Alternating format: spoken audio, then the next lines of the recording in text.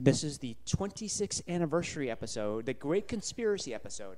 But you're gonna have to wait another 4 episodes for this. It's conspiracy. Yeah, conspiracy. It's a conspiracy. We were contacted by unknown government agencies that we have to wait for a couple more weeks to give out the Great Conspiracy episode. They want to update their websites so that when we infiltrate them, they will be ready for us. So give us 4 more weeks to get the perfect conspiracies. I'm TR Love. I'm Adam Carroll. And this is Roadcast. We interrupt this program of music to bring you a bulletin just received in the WOR newsroom.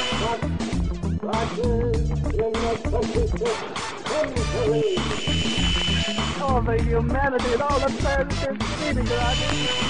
I may, at this early hour in the morning, recapitulate Is really new. From sci-fi to music, computers to entertainment, nothing is off limits. Coming to you live from the Danger Room, voted best new 2-person podcast east of Atlanta. This is Roadcast. And now, here is your host, T.R. Love. You can't say that. Can you believe we were going to have the Great Conspiracy episode until, well, I'm not too sure, but they had a bunch of letters on their baseball cap. It was navy blue, and it had like a C, an N. I think there was an F. A, There was at least one F. and there was one F, yeah. And they shut us down. Yeah, we were getting ready to broadcast. We were prepared. We had our notes in front of us, and they came in and took them away and walked out the door. They didn't say anything. So we will work on the what the heck they stood for, and Yeah. we'll give us 4 more weeks. Give us about a month, and we'll be ready to go with the They did the conspiracy. big flashing of the badge where they flashed it Yeah. and put it away before we could even read it. It kind of looked like a library card to me, but I didn't see it perfectly. I didn't have my glasses on, so Right. I don't even wear glasses. Okay. Now that we've postponed the conspiracy episode for another 3 or 4 weeks. And all our listeners have tuned out now. Yeah. So Okay.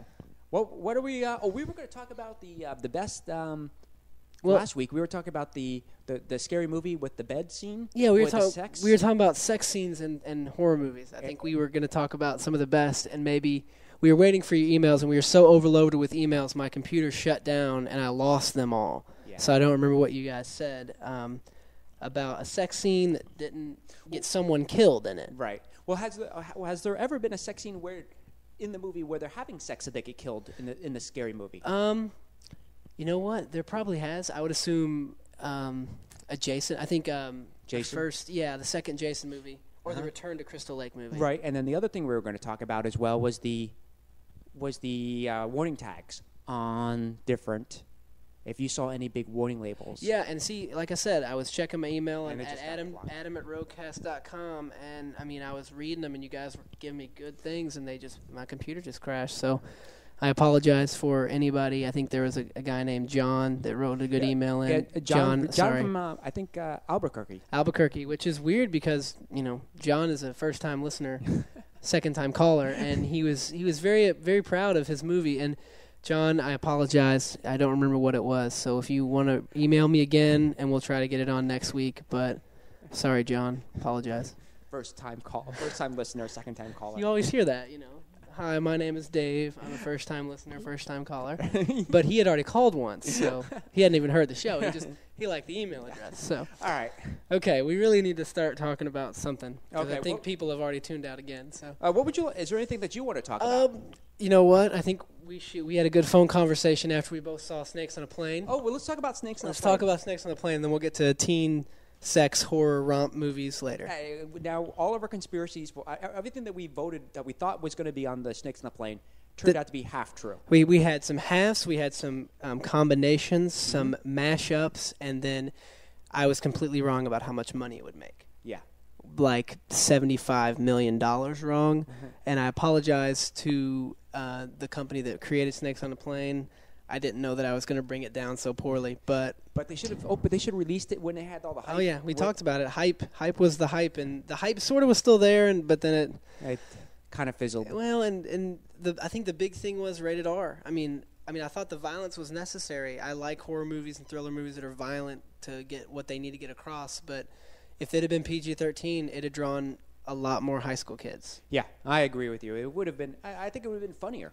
It might have been funnier, and because you wouldn't have actually seen the gratuitous snake. It would have been shadows on a wall, or cuts to Samuel Jackson as he's witnessing the violence. But don't forget, you don't need to see the, sometimes where they cut somebody, and right before they cut it, they go to another character and he gets blood thrown on him. Yeah, that's hysterical. Like there was just it was great violence to snakes. I mean, all right, well, let's dissect the whole movie. Okay, while we're here. well let's start out with the opening scene. I thought it was very good. It was enough of a plot.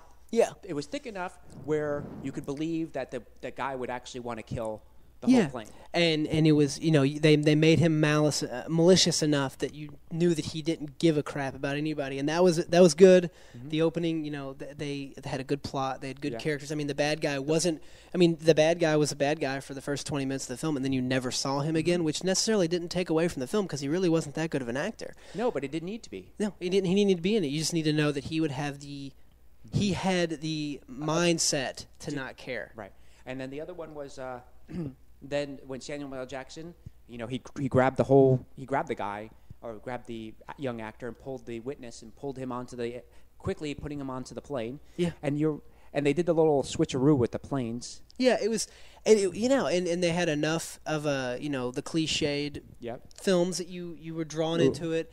And the atmosphere was great because. And then I thought they moved the movie ran fairly quickly after you figured out why this guy was being why he was going to be why he was in trouble, and they quickly put him on the plane, and then that's when the action really started. And I read a lot of things that said that the action didn't start quick enough, but I thought that they had to have some build up time. Mm-hmm. You had to learn about some characters because without telling why this guy's on a plane, you just throw snakes at him 10 minutes into the film, you're going to be a little bit thrown off. So I thought.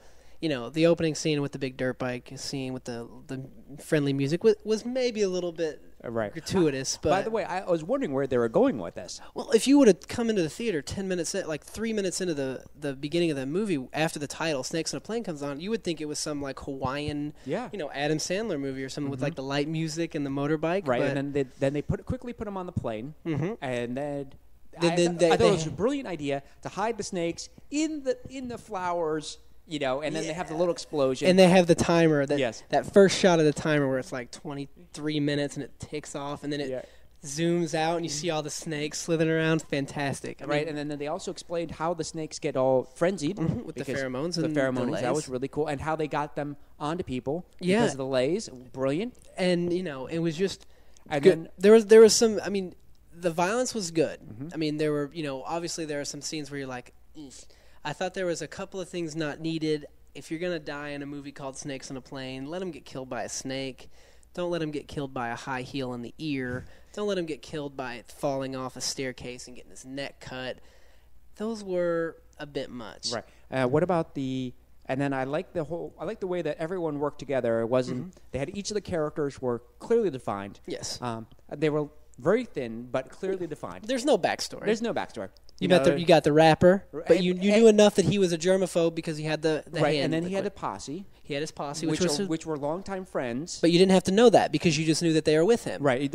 I think that they had been friends for a long time was all that you really did know. Mm-hmm. And then they would bring back certain points. I'm going to say that this was the plot was probably as thick as a peanut butter and jelly sandwich. Yeah. It wasn't a full meal. No. But it was enough for you to be satisfied. It was at the end of the movie, you never said, now who was that guy or. And they didn't hesitate to kill off characters that you thought were going to make them live. Right. This is a spoiler alert, so if you haven't seen it, please turn the volume down because I'm going to give away some plot points. But when the people are now going to be upset because you ruined Snakes on a Plane. But the married couple, they make you empathize. He's really scared of planes and. And they all of a sudden they get crushed by the beverage cart and they get attacked by I think every single snake on that plane besides that big snake. Yeah. And the British guy, I was very glad to see him. Yeah, but because he threw the little dog away. Disgusting. Right. My fiance is huge into animal cruelty in films, and she was aghast. Did you see the little warning label at the bottom that no dogs were actually harmed? Oh, no, I didn't. I'm joking with you. I thought, warning label. That would have been funny. At the bottom, no dogs were actually harmed. No snakes were actually harmed in this movie. But what is? And at the end, I thought that they moved the plane fairly along, and then before you knew it, I thought the only thing that really bothered me, didn't bother me, I thought it was kind of a surprise. at the end, why didn't they think of blowing out the plane, the door right before Yeah. at the beginning? They had to get that line in. Right. The famous line that you if you haven't heard it, then you're. Well, you can't say the F word. I can't say the F word, so I'll just say it. He said F-N. MF and F, I believe. Yes. But Snakes. and snakes and plane. I And think. plane. I think he said I have had it with these MF and snakes on this MF and plane. Yeah. Which I thought there should have been a little bit more tension in the build-up. They kind of left that go right It was away. he was really calm, and then all of a sudden he was just bashed it out. But it was fantastic. I wish there was a little bit more tension, like a maybe. little more build-up, like a zoom in on the guy's face, like, all right, this is it. And I've then had it now. This is it. And then he gets mad. Then But he gets mad. but- Maybe not much of a build up, but it was a fantastic movie, and the fact that it only did $15 million. Right. Disgusting. The other thing I wish that the guy who flew the plane in at the end, Keenan. Keenan from Yes, Keenan and I Kel. wish that I wish they said something to the effect of, does anybody here, can fly a plane? And he goes, I can. And he's like, I've been on Microsoft Flight Simulator tested for Yeah, I've exactly. had 1,000 hours on my Microsoft Flight Simulator. I thought that was really good because you thought it was kind of cheesy when he's like, well, you know how to fly, and Yeah. you're like, oh, gratuitous. Someone on the plane knows how to fly. Just like when we need a doctor. Yeah. I thought the doctor scene where they said, we need to get a doctor. Is there a doctor on this And it- plane? and And they said, yeah, he's in 17C, and and they then- go look, and a snake crawls out of his mouth. I thought, but then when they break you the news that he's not really a pilot, he's just a computer pilot, you Yeah. thought, fantastic. But It was even funnier. They're like, you can't come in. You're in the wrong wind. And he's like, I can't turn around for a west. No, he just throws random comments. Yeah, it was very well developed, and the music video at the end. Even if you don't like the movie, stay for the music video. Fantastic, Pure 80s. pure 80s, and Pure it's 80s, what they call a super group of new bands, sort of emo bands. And Super then- group.